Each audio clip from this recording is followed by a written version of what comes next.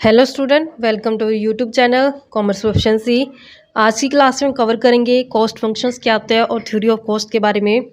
Last classes में हमने cover कर लिया है, जितने भी टाइप्स ऑफ कॉस्ट होते हैं सारे कवर कर लिए गए हैं।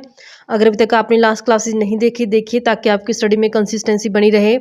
अगर अभी तक आपने मेरे चैनल कॉमर्स प्रोफिशिएंसी को सब्सक्राइब नहीं किया, सब्सक्राइब कीजिए और बेल आइकन जरूर प्रेस कीजिए ताकि जब भी मैं न्यू वीडियोस अपलोड करूं सबसे पहले नोटिफिकेशन के पास जाए, आप वीडियोस को सबसे पहले देखें और आपकी स्टडी बूस्टअप हो। कॉस्ट फंक्शन क्या होता है? कॉस्ट फंक्शन को समझते हैं कि जो कॉस्ट फंक्शन होता है, cost functions refers to the mathematical relation. किस चीज़ को बताती है बच्चों? ये मैथमेटिकल रिलेशन को बताती है। मैथमेटिकल रिलेशन किसके बीच में? Between cost of A product, यानी कॉस्ट ऑफ प्रोडक्ट के बीच में, एंड वेरियस डिटर्मिनेंट्स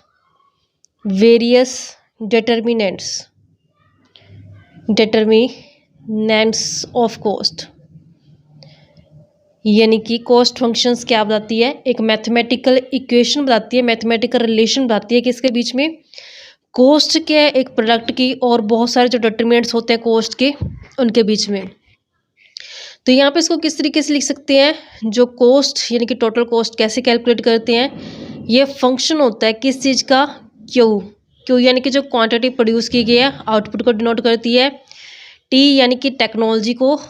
ऐसे ही नेक्स्ट हमारे पास आते हैं जो प्राइस होता है फैक्टर्स का, फैक्टर प्राइस क्या होता है इसको समझेंगे के कैपिटल को। तो यहाँ पे फैक्टर प्राइस का मतलब क्या होता है कि जैसे लैंड जो होती है वो फैक्टर ऑफ प्रोडक्शन होती है, लेबर जो होती है, कैपिटल जो होती है, और जो एंटरप्रेन्योर होता है। लैंड के लिए कॉस्ट क्या आती है? रेंट, क्योंकि किराया देना पड़ता है। लेबर को वेजेस देनी पड़ती है। कैपिटल के ऊपर इंटरेस्ट देना पड़ता है।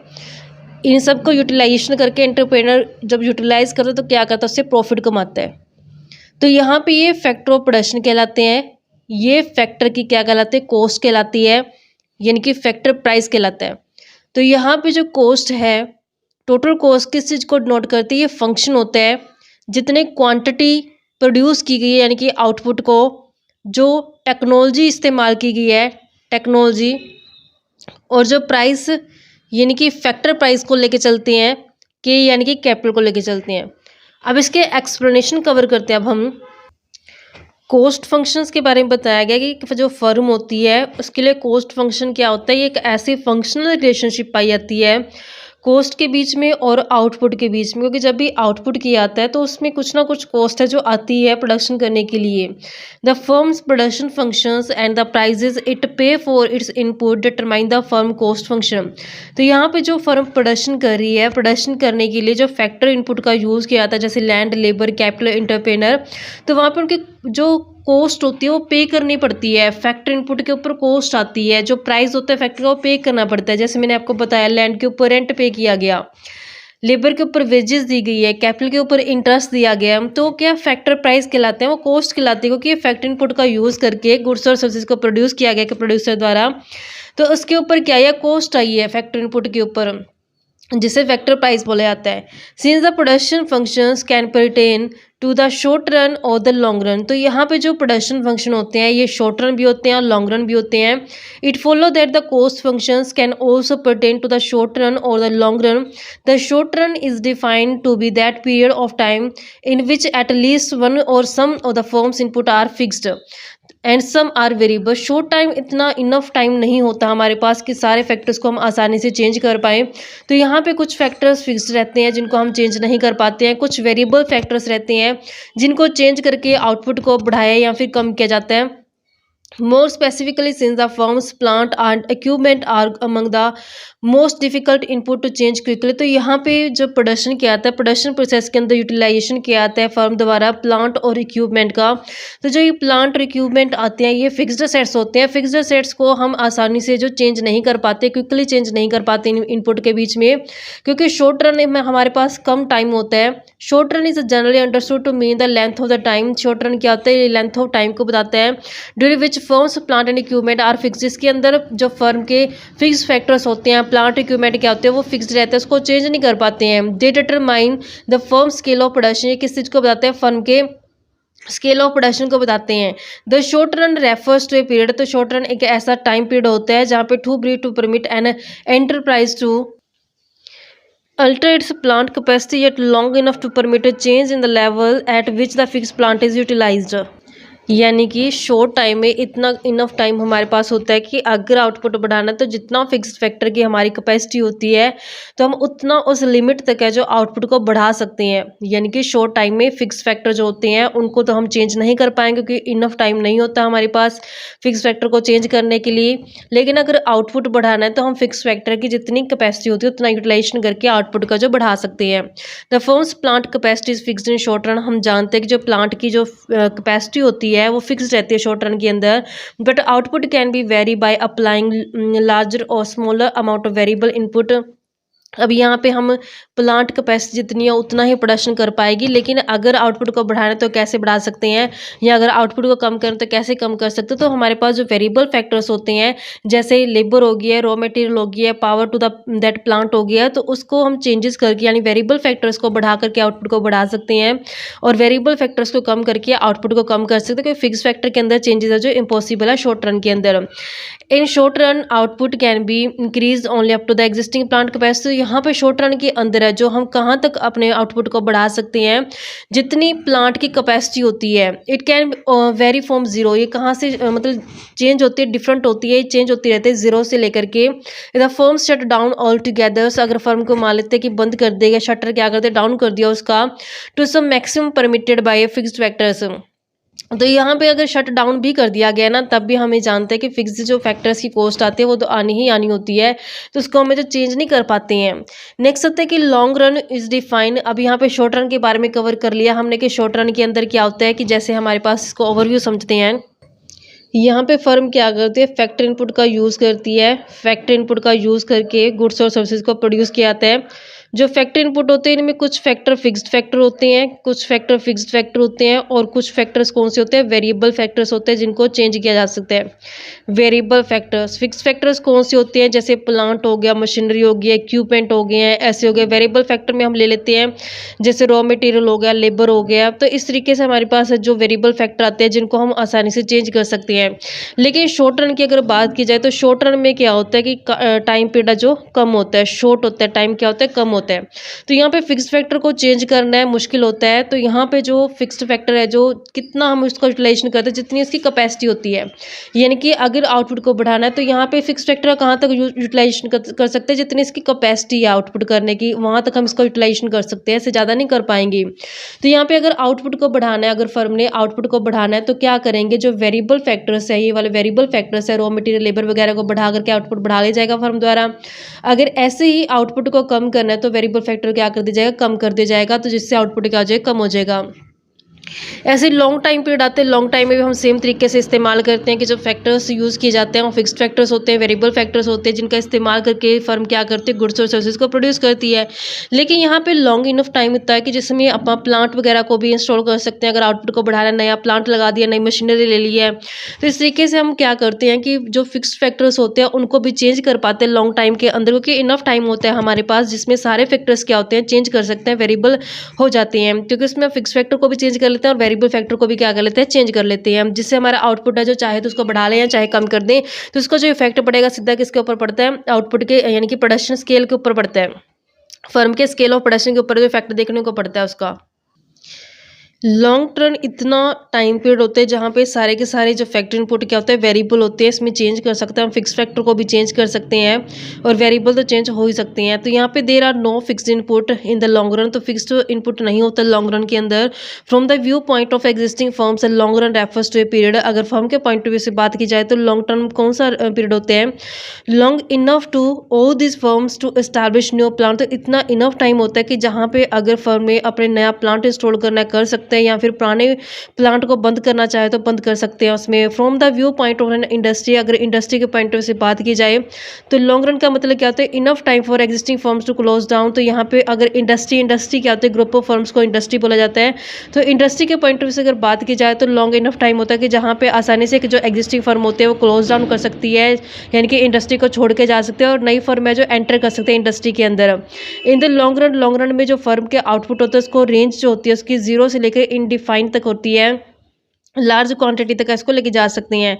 वाइल शॉर्ट रन में fix plant time period, the long run is a variable plant time period, अगर बात की जाए शॉर्ट रन में तो वहाँ पे यूज़ किया जाता है फिक्स्ड प्लांट टाइम पीरियड को इस्तेमाल किया जाता है, जबकि लॉन्ग रन के अंदर वेरिएबल प्लांट टाइम पीरियड का जो इस्तेमाल किया जाता है, क्योंकि वेरिएबल होते हैं जितने भी फैक्टर इनपुट होते हैं लॉन्ग टर्म के अंदर, बल्कि जब शॉर्ट पीरियड की बात की जाती है उसमें कुछ फैक्टर फिक्स होते हैं जिसको चेंज नहीं कर पाते, इस कारण इसको फिक्स प्लांट टाइम पीरियड के नाम से जाना जाता है।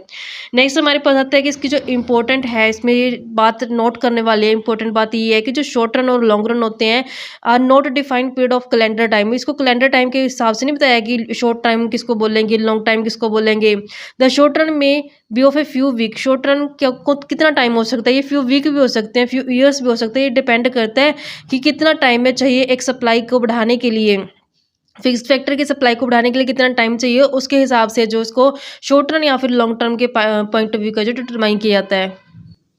नेक्स्ट आती है कि थ्योरीज क्या है कोस्ट की जो थ्योरीज हैं वो दो तरीके की, एक तो ट्रेडिशनल जो पुरानी थ्योरी है, मॉडर्न थ्योरी है, अब जो नए कंसेप्ट जो दिए गए हैं इकोनॉमिस्ट के द्वारा। कहते हैं कि जो मेन डिफरेंस है ट्रेडिशनल और मॉडर्न थ्योरीज के बीच में वो किस चीज़ का है, अपने शेप का लेकर के है कि जो यहाँ पे जो शेप है ना, ये मानते हैं ट्रेडिशनल वाले कि जो एवरेज और मार्जिनल कॉस्ट कर्व है वो यू शेप का होता है, जबकि जो मॉडर्न इकोनॉमिस्ट मानते हैं कि जो शेप होते हैं वो एल शेप होती है। कि जो ट्रेडिशनल और मॉडर्न थ्योरीज हैं इनमें फ़र्क सिर्फ किस चीज़ का है, फ़र्क है एवरेज और मार्जिनल कॉस्ट की शेप का। ट्रेडिशनल वाले मानते हैं एवरेज और मार्जिनल कॉस्ट का यू शेप का होता है, मॉडर्न वाले मानते हैं कि ये एल शेप का होता है। तो यहाँ पे इसको समझते हैं शॉर्ट रन और लॉन्ग रन के दोनों के पॉइंट ऑफ व्यू से इसको कवर करेंगे आज हम। सबसे पहले कवर करते हैं कॉस्ट शॉर्ट रन के अंदर। Cost in the short run के अंदर कॉस्ट है जो कैसे रहेगी। हम जानते हैं कि जो फैक्टर्स ऑफ प्रोडक्शन यूज़ किए जाते हैं फर्म द्वारा उनमें कुछ फैक्टर फिक्स्ड फैक्टर्स होते हैं और कुछ फैक्टर्स क्या होते हैं, वेरिएबल फैक्टर्स होते हैं ये प्रोडक्शन करने के लिए। लेकिन हम किस कंसेप्ट को पढ़ रहे हैं, कॉस्ट कंसेप्ट को। तो यहाँ पे जो फिक्स्ड फैक्टर के ऊपर कॉस्ट आएगी वो कौन सी कॉस्ट कहलाएगी, वो कहलाएगी फिक्स्ड कॉस्ट। और जो वेरिएबल फैक्टर के ऊपर कॉस्ट आएगी वो कौन सी कॉस्ट कहलाएगी, वेरिएबल कॉस्ट कहलाएगी। यानी कि जिस तरीके से हमने फिक्स्ड और वेरिएबल फैक्टर का इस्तेमाल करके गुड्स और सर्विसेज को प्रोड्यूस किया है तो उसी हिसाब से जो कॉस्ट भी क्या होती है, फिक्स्ड कॉस्ट और वेरिएबल कॉस्ट जो होती है। तो इसी तरीके से जब हम कंसेप्ट कवर करते हैं प्रोडक्शन का, जहाँ पे हमने प्रोडक्शन लेके चलते हैं, हमारे पास तीन तरीके के प्रोडक्ट लेके चलते हैं हम। एक होता है टोटल प्रोडक्ट, क्योंकि जब अपने फिक्स और वेरिएबल फैक्टर्स को यूज़ करके प्रोडक्शन किया था तो वहाँ पे हम तीन तरीके के प्रोडक्ट कंसेप्ट को जो पढ़ते हैं, टोटल प्रोडक्शन होता है, एवरेज प्रोडक्शन होता है, ऐसे ही मार्जिनल प्रोडक्शन। तो मार्जिनल प्रोडक्शन होता है क्योंकि फैक्टर्स का यूज़ करके क्या किया जाता है, आउटपुट को लिया जाता है।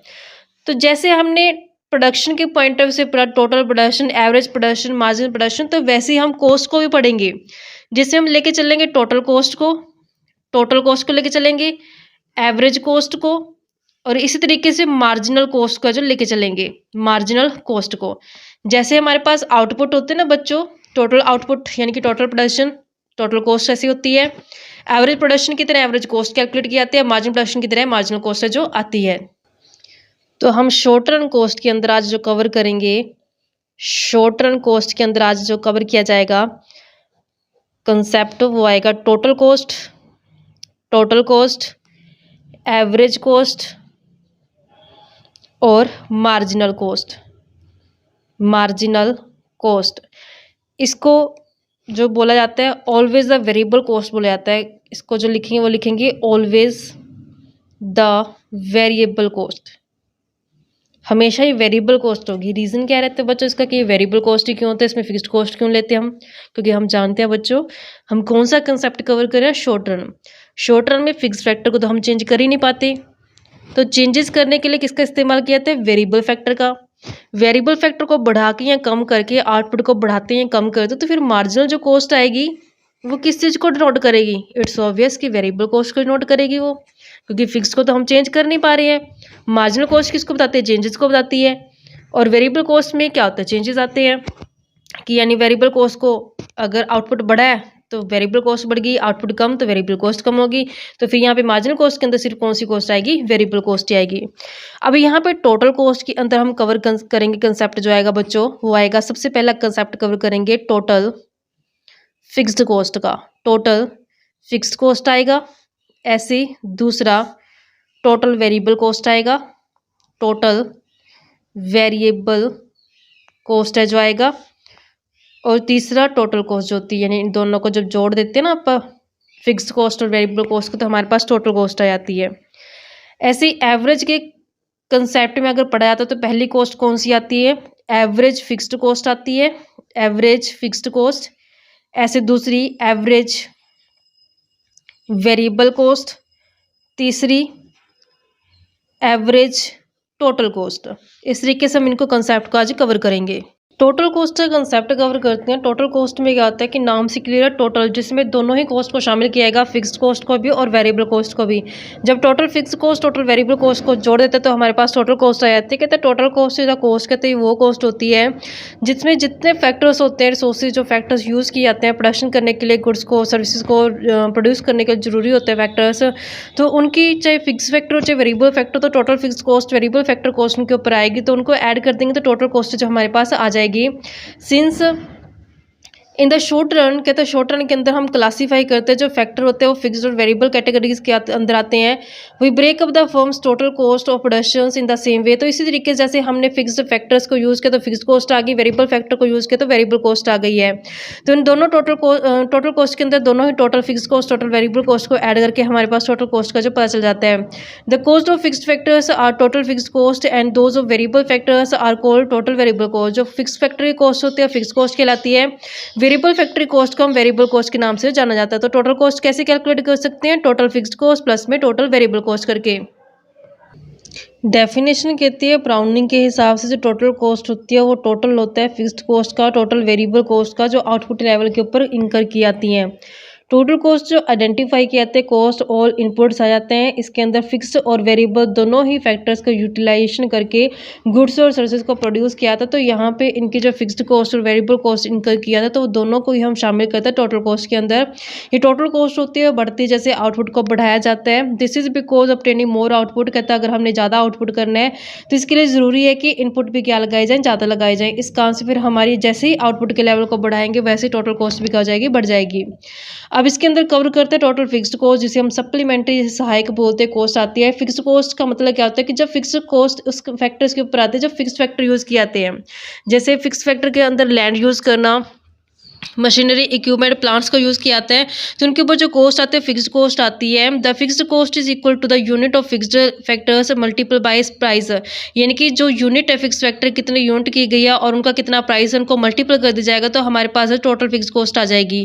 तो यहाँ पे फिक्स्ड कॉस्ट वो कॉस्ट होते हैं जो do not change with the change in the quantity of output. यहाँ पे आउटपुट के चेंज होने के साथ साथ है जो फिक्स्ड कॉस्ट होती है वो चेंज नहीं होती है। क्यों चेंज नहीं होती, क्योंकि यहाँ पे जैसे एग्जाम्पल लिया जाता है रेंट जो दिया जाता है वो फिक्स्ड कॉस्ट के अंदर आ जाता है, क्योंकि रेंट किराया देना ही देना पड़ता है, चाहे फैक्ट्री के अंदर चाहे 10 यूनिट बनाई जाए चाहे 20 यूनिट बनाई जाए, तो यहाँ पे फिक्स कॉस्ट के ऊपर कोई इफेक्ट नहीं पड़ेगा, जितना उसमें फिक्स कॉस्ट आनी उतना ही आएगी। तो यहाँ पे आउटपुट के साथ ये चेंज नहीं होती है फिक्स कॉस्ट जो होती है। This cost do not vary as a level of output vary, जैसे आउटपुट चेंज होता है वैसे फिक्स कॉस्ट चेंज नहीं होती, क्योंकि ये कह रहे थे फिक्स रहती है।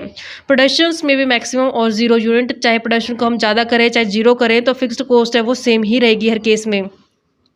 डेफिनेशन कहते हैं फर्गूसन के हिसाब से total fixed cost is sum of the short run explicit fixed cost and the implicit cost incurred by an entrepreneur. तो यहाँ पे टोटल फिक्स्ड कॉस्ट के अंदर कौन सी कॉस्ट रहती है? टोटल होता है जो short run explicit fixed cost होती है और इम्प्लिसिट कॉस्ट होती है जो एंटरप्रेन्योर द्वारा की जाती है। तो यहाँ पे जो टोटल फिक्स्ड कॉस्ट होते हैं will be the same regardless of how much of output the firms produce. तो यहाँ पे टोटल फिक्स्ड कॉस्ट कहते हैं ये सेम ही रहनी है चाहे जितना मर्जी आउटपुट है जो प्रोडक्शन किया जाए गुड्स और सर्विसेज का। फिक्स कॉस्ट का क्या है कि चाहे फर्म को शट डाउन कर दिया जाए, कुछ भी प्रोड्यूस ना किया जाए, तो यहाँ पे टोटल फिक्स्ड कॉस्ट के अंदर जो कोई भी चेंजेस नहीं आने वाला। जैसे एग्जांपल लेते हैं कि कारपेट मेकिंग फैक्ट्री है, वो एक दिन के अंदर है जो 6 कारपेट बनाती है, तो यहाँ पे फिक्स्ड कॉस्ट जो आती है कारपेट को बनाने की वो 100 है। जो ये फिक्स्ड कॉस्ट है 100 की आनी ही आनी है। 100 चाहे 6 कारपेट बनाया जाए एक दिन के अंदर, चाहे एक भी कारपेट है जो ना बनाया जाए। कहते हैं अगर 9 कारपेट बनाया तब भी फिक्स्ड कॉस्ट 100 ही रहेगी, अगर 6 कारपेट बनाया है तब भी फिक्स कॉस्ट ने क्या रहना है? 100 ही रहना है। इसका इसको क्या नाम दिया गया? सप्लीमेंट्री कॉस्ट बोला गया है, इनडायरेक्ट कॉस्ट बोला गया है, ओवरहेड कॉस्ट बोला गया है, हिस्टोरिकल कॉस्ट और अनअवॉइडेबल कॉस्ट बोला गया है। तो यहाँ पे फिक्स्ड कॉस्ट में कौन सी कॉस्ट आ जाती हैं? जैसे रेंट पे करना, फैक्ट्री का रेंट हो गया, जो एडमिनिस्ट्रेटिव स्टाफ रखा था उसको सैलरी देनी ही देनी पड़ती है, जो कैपिटल फिक्स्ड कैपिटल ले गया उसके ऊपर जो इंटरेस्ट है देना ही पड़ेगा, इंश्योरेंस, प्रॉपर्टी टैक्स और लाइसेंस की fees, reward for entrepreneur service और normal profit, depreciation and maintenance etcetera. ये सारे हमारे किस चीज़ के एग्जाम्पल है? फिक्स्ड कॉस्ट के एग्जाम्पल है। अब इसके एग्जाम्पल की हेल्प से समझते हैं। अब हम एग्जाम्पल ले लेते हैं, हम एक साइड पर ले लेते हैं जो क्वान्टिटी है जो आउटपुट की प्रोड्यूस की गया है, क्वान्टिटी ऑफ आउटपुट ले लेते हैं। ऐसे नेक्स्ट ले लेते हैं हम फिक्स्ड कॉस्ट को। तो यहाँ पे अगर ले लेते हैं कि अगर 0 यूनिट प्रोड्यूस की गई है, 1 2 3 4 5 6 जितनी मर्जी यूनिट प्रोड्यूस की जाए, फिक्स कॉस्ट ने क्या रहना है? हर केस में सेम ही रहना है, 10 ही रहेगी फिक्स कॉस्ट के ऊपर, जो कोई भी चेंज है जो नहीं आएगा। तो इसको हम डायग्राम की हेल्प से कैसे दिखा सकते हैं? तो डायग्राम ऐसे बना लेते हैं। एग्जाम्पल के लिए हम यहीं पर ले लेते हैं इसको, जैसे हमने इसका शेड्यूल बनाया वैसे इसका हम जो कर्व बना देते हैं। यहाँ पे ओ वाई एक्सिस है जहाँ पे हमने कॉस्ट को दिखा देना है, और यहाँ पे ओ एक्स एक्सिस है जहाँ पे हमने यूनिट ऑफ आउटपुट का जो दिखाएंगे। मान लेते हैं कि यहाँ पे 1 2 3 4 है जो यूनिट दिखाई गई है, यहाँ पे लेट कर लेते हैं कि 10 कॉस्ट है। तो यहाँ पे जो फिक्स्ड कॉस्ट है वो 10 है, चाहे हमने 1 यूनिट को बनाया तब भी कॉस्ट 10 रही, चाहे 2 यूनिट को बनाया तब भी कॉस्ट 10 रही, चाहे 3 यूनिट को बनाया तब भी कॉस्ट 10 रही। तो इस तरीके से फिक्स्ड कॉस्ट कर्व क्या आ जाएगा? ये एक्स एक्सिस के पैरेलल आएगा, ओ एक्स एक्सिस के पैरेलल आ जाएगा जो हमारे पास फिक्स्ड कॉस्ट का जो कर्व रहता है। क्योंकि यहाँ पे फिक्स्ड कॉस्ट के ऊपर कोई इफेक्ट नहीं पड़ता, चाहे प्रोडक्शन किया जाए, यूनिट्स प्रोड्यूस की जाए आउटपुट की या ना की जाए, फिक्स्ड कॉस्ट ने क्या रहना है? फिक्स्ड ही रहना है। नेक्स्ट आती है हमारे पास वेरिएबल कॉस्ट। तो वेरिएबल कॉस्ट वो कॉस्ट होती है जैसे ही आउटपुट का लेवल चेंज होता है वैसे ही कॉस्ट के अंदर क्या आता है? चेंजेस आ जाते हैं। जब गुड्स और सर्विसेज को प्रोड्यूस करने के लिए वेरिएबल फैक्टर्स का यूज़ किया था, तो वहाँ पे वेरिएबल फैक्टर्स के ऊपर जो कॉस्ट आती है, वेरिएबल फैक्टर की कॉस्ट कौन सी कहलाती है? वेरिएबल कॉस्ट कहलाती है। तो यहाँ पे डेफिनेशन कहते हैं कि जो टोटल वेरिएबल कॉस्ट वो टोटल होता है जो उन अमाउंट का जो खर्च की गई है वेरिएबल इनपुट के ऊपर। यहाँ पे वेरिएबल फैक्टर्स की जो कॉस्ट होती है इसको क्या बोलते हैं? वेरिएबल कॉस्ट बोलते हैं। कहता है since the use of variable input, कहता है कि हम ये समझ सकते हैं कि जो ये यूज़ किया जाता है वेरिएबल इनपुट का वो चेंज होता है जैसे जैसे आउटपुट को चेंज किया जाता है। तो वेरिएबल कॉस्ट ऑल्सो वेरी, तो यहाँ पे आउटपुट के साथ वेरिएबल फैक्टर्स चेंज हुए हैं तो ऑब्वियसली फिर वेरिएबल कॉस्ट भी क्या हो जाएगी? चेंज हो जाएगी आउटपुट के साथ ही। तो यहाँ पे अगर अदर वर्ड्स में बात की जाए तो वेरिएबल कॉस्ट एक ऐसी कॉस्ट होती है जो चेंज होती है आउटपुट के चेंज होने के साथ। This cost undergo change with the change in output, तो आउटपुट के चेंज होने के साथ वेरिएबल कॉस्ट भी चेंज होती है। If output falls this cost also fall, अगर आउटपुट मतलब कम किया गया है कॉस्ट भी, वेरिएबल कॉस्ट भी कम हो जाएगी। अगर आउटपुट को बढ़ाएगा तो वेरिएबल कॉस्ट भी क्या जानी है? बढ़ जानी है। अगर आउटपुट 0 किया गया तो वेरिएबल कॉस्ट भी क्या हो जाएगी? 0 हो जाएगी।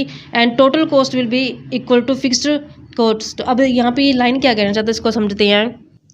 हम जानते हैं कि जो टोटल कॉस्ट होती है, टोटल जो कॉस्ट होती है वो किस चीज़ का टोटल होता है? टोटल फिक्स्ड कॉस्ट का, टोटल फिक्स्ड कॉस्ट का प्लस में टोटल वेरिएबल कॉस्ट।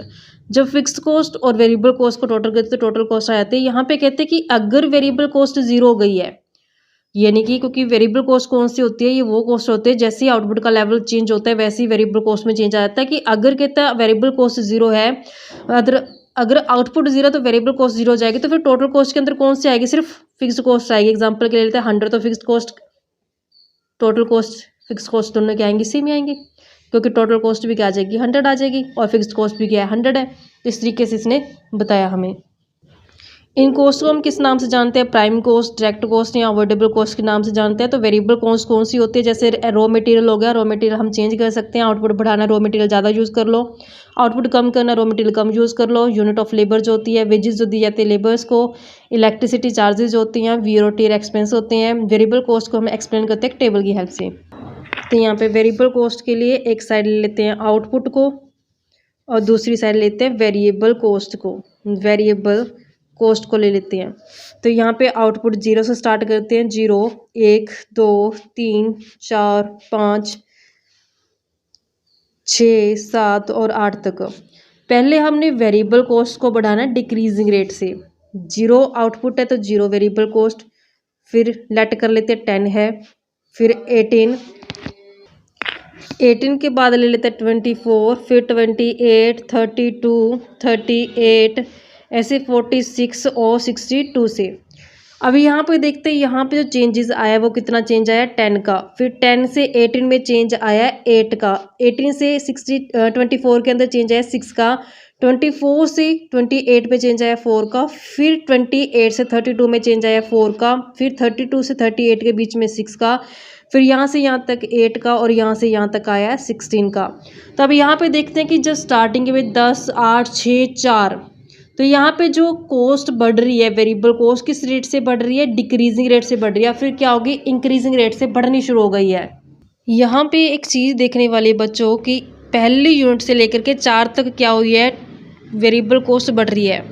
4 तक क्या हो रही है? जो वेरिएबल कॉस्ट बढ़ी है, लेकिन किस रेट से बढ़ी है? डिक्रीजिंग रेट से। किस रेट से बढ़ी है बच्चों? डिक्रीजिंग रेट से बढ़ी है।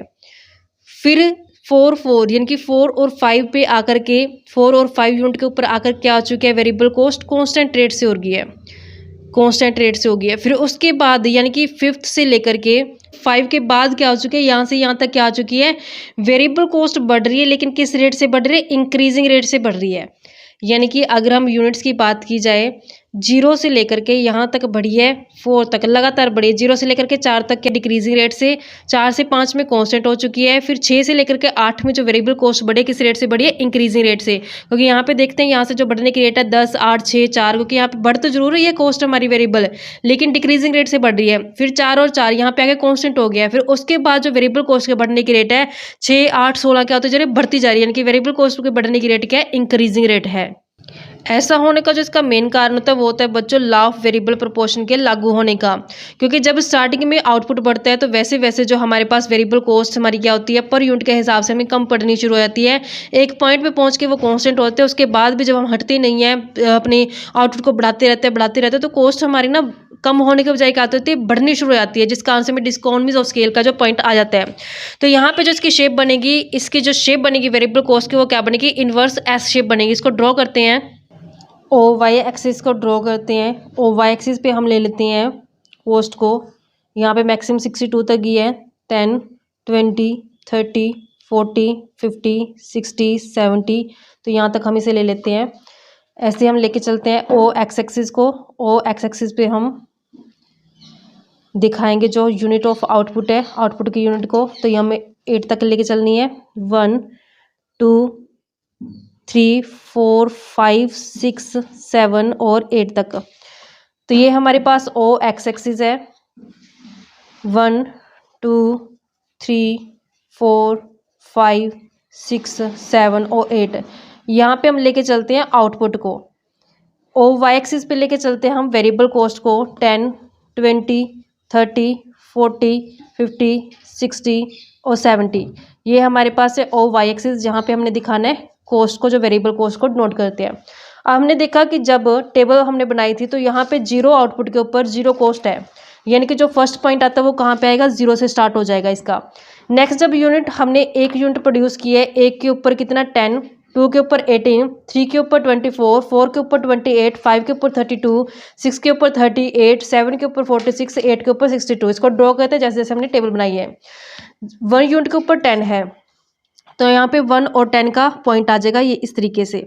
2 यूनिट के ऊपर 18 है, 2 यूनिट के ऊपर 18 है तो यहाँ पे 20 से बिलो यहीं से पे आ जाएगा पॉइंट इसका। फिर नेक्स्ट 3 पे 24 है, 3 यूनिट पे 24 तो यहाँ पे 34 अप्रोक्सीमेटली यहाँ पे आ जाएगा पॉइंट इसका। 4 के ऊपर 28 है, तो 4 के ऊपर 28 यानी कि 30 से थोड़ा सा बिलो आ जाएगा ये पॉइंट, यहाँ से पे आ जाएगा। फिर अपने 4 के बाद 5th यूनिट के ऊपर 32, 5 यूनिट के ऊपर 32 है, तो 5 यूनिट के ऊपर 32 यहाँ पे ले लेते हैं अप्रोक्सीमेट। 6 यूनिट के ऊपर 38, 6 के ऊपर 38, तो 40 से बिलो ले लेते हैं थोड़ा पॉइंट, ये हमारा 40 से बिलो यहाँ पे आ जाएगा। 6 के बाद 7 यूनिट के ऊपर 46 है, 7 के ऊपर है जो हम ले लेते हैं 46, तो हमारे पास 40 और 50 के बीच में ले लेते हैं इस पॉइंट को, यहाँ पे ले लेते हैं। फिर 8 के ऊपर 62 है, तो 8 यूनिट के ऊपर है जो 62, तो यहाँ पे 8 और यहाँ पे 62 अप्रोक्सीमेट है जो यहाँ पे पॉइंट है जो आ जाएगा। इन पॉइंट्स को जब मर्ज करते हैं हम, यहाँ से शुरू किया जाएगा इसको, तो यहाँ पे इस तरीके से इसका पॉइंट को मर्ज करके चलेंगे, तो हमारे पास यहाँ पे इस तरीके से जो पॉइंट का यानी कि जो हमारे पास कर्व बनेगा वेरिएबल कॉस्ट का, इस तरीके से बन जाएगा। इस तरीके से जो कर्व है जो बन जाएगा हमारे पास, ये डिनोट करता है किसको, इन्वर्स एस की शेप का जो ये डिनोट करता है। तो इस तरीके से हमारे पास जो वेरिएबल कॉस्ट की कर्व की शेप आ गई है।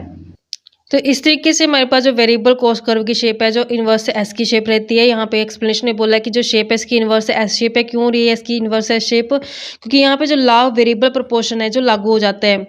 According to this law of variable proportion के हिसाब से क्या होता है कि जो इनिशियल स्टेज होती है प्रोडक्शन की, जो स्टार्टिंग स्टेज होती है, तो जैसे जैसे वेरिएबल फैक्टर को बढ़ाया जाता है तो वैसे वैसे जो क्वांटिटी होती है फिक्स फैक्टर्स की वो हमारे पास क्या होती जाती है, वेरिएबल फैक्टर के लगाने के साथ फिक्स फैक्टर के साथ जैसे वेरिएबल फैक्टर लगाएंगे तो प्रोडक्टिविटी वेरिएबल फैक्टर की बढ़ जाती है, क्योंकि फिक्स फैक्टर को तो हम चेंज कर नहीं पाते शॉर्ट रन के अंदर।